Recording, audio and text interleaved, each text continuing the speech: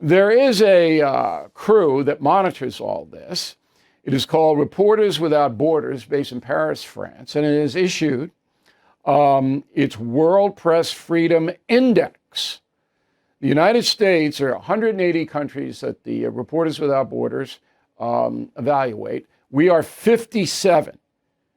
Romania and Sierra Leone, Africa, are ahead of us, okay, according to this organization. Here are the worst countries for press freedom. Eritrea, that's in Africa, North Korea, communist, China, communist, Syria, chaos, Iran, theocracy, Afghanistan, theocracy, Turkmenistan, theocracy, Vietnam, communist, Nicaragua, communist, Russia, pretty much communist, totalitarian. So those are the worst, all right? So if you're a journalist there, and you don't want to be a journalist in Mexico either, you get a bullet right between the eyes. But the United States is, according to this report by Reporters Without Borders, problematic. All right, let's get into that. Problematic. Joining us from Washington, Clayton Weimers, the Executive Director of Reporters Without Borders, USA. So what's the biggest problem we have here, Mr. Weimers, with the press? Well, thanks for having me, Bill. Really a pleasure to be on, Sure. but not a pleasure to be talking about how badly the United States has fallen on the index. RSF started doing this in 2002, at which point the United States was 17th in the world. Not bad, I think. As Americans, we would all like that to be higher because we're so proud of our First Amendment. But we've gone in the other direction in recent years, and it's really been the past decade. We've seen a consistent backslide on press freedom in this country across administrations from both parties, Congress changing hands between both parties. So this really isn't tied to one particular political movement. It's really endemic of, I think, Americans starting to take press freedom for granted. I do want to take a step back and talk about how we put together the index. We measure on 5 categories of indicators, and we've seen a decline on all 5 of those categories in the United States. And those are economic, political, legislative, security, and social. And across all 5 of those, we've seen declines in the past decade. All right, give me a specific example of something that's horrendous in the United States vis-a-vis the free press.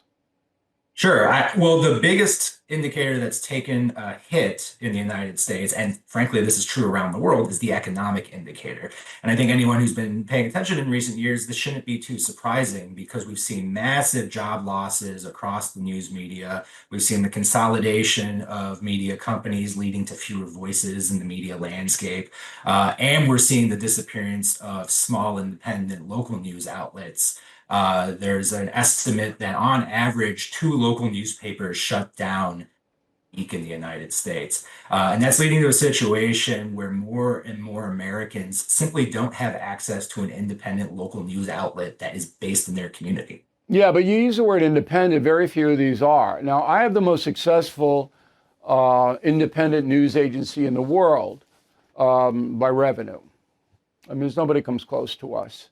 And the reason we are successful is because, I mean, you could say that I lean traditional, and that's true, but we're not in business to prop up a party or an ideology.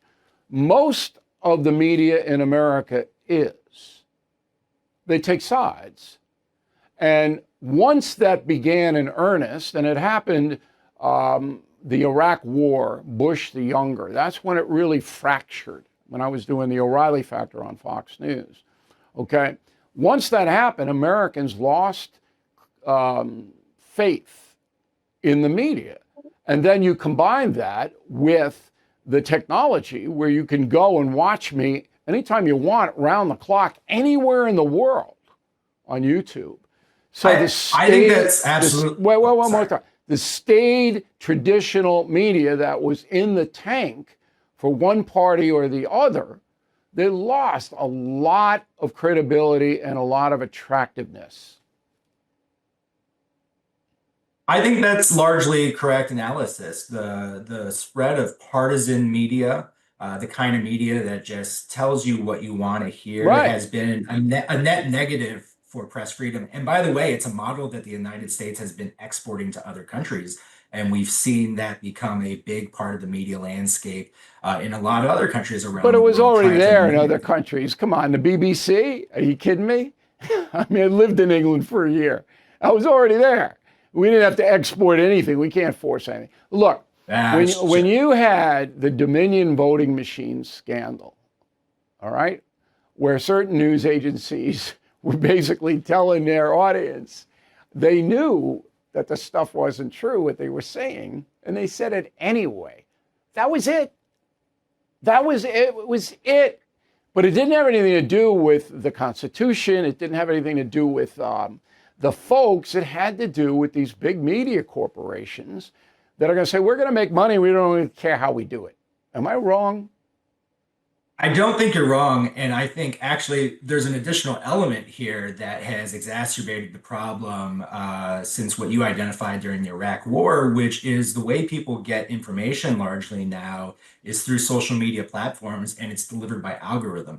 And these are systems that are set up to incentivize engagement, not education and propaganda, not, information. Right. And they're set up to the disseminate propaganda. Right. Yeah, and the only goal of the algorithm is to get you to keep clicking. That's a fault of the people, though. They're not seeking the truth. Many Americans don't want to know the truth. They want to believe what they want to believe, right? Well, I don't know if I would go that far. I have a lot of faith that Americans do indeed want to know what's going on in the world. Oh, come on. That's being come on, Clayton, you think people who sit there watch MSNBC want to know the truth? Or CNN or even Fox? 95% of the people that watch FNC are conservatives. 95%. It was 60 when I was there. Okay, you think they want to know the truth? Come on, they want to hear what they believe reinforced. You know that. And that is why the whole media landscape is collapsing in this country. Last word.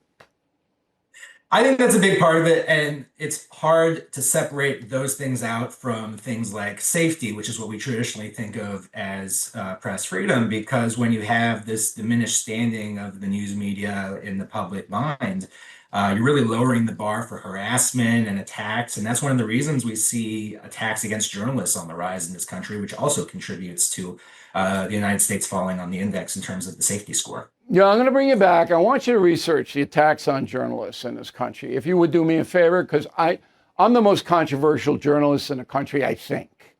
But it's an argument. I'm up there.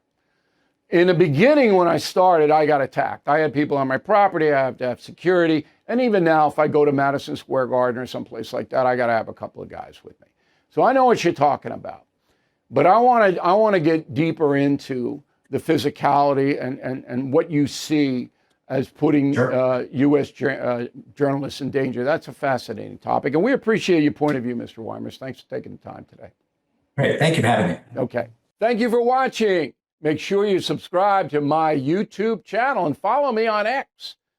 Look for @Bill O'Reilly.